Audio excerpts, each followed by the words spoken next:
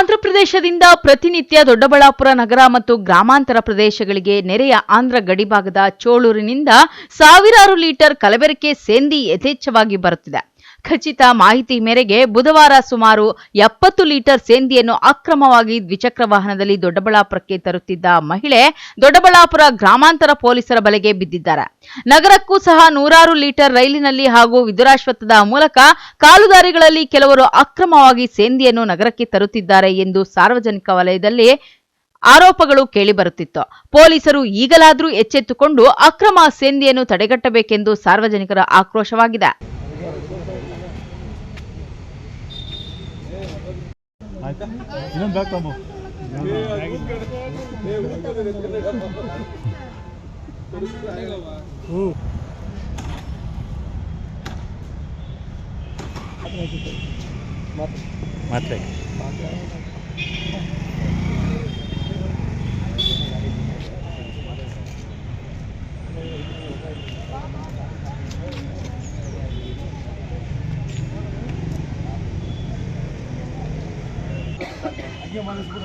gas ಮುಗಿಸ್ಬಿಟ್ಟಿದ್ದಾವಲ್ಲ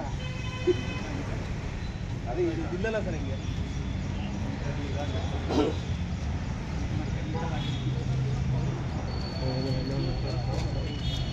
ಸುತ್ತು ಜೋಡಿಸಿ ಅದೇ ಬೇಡ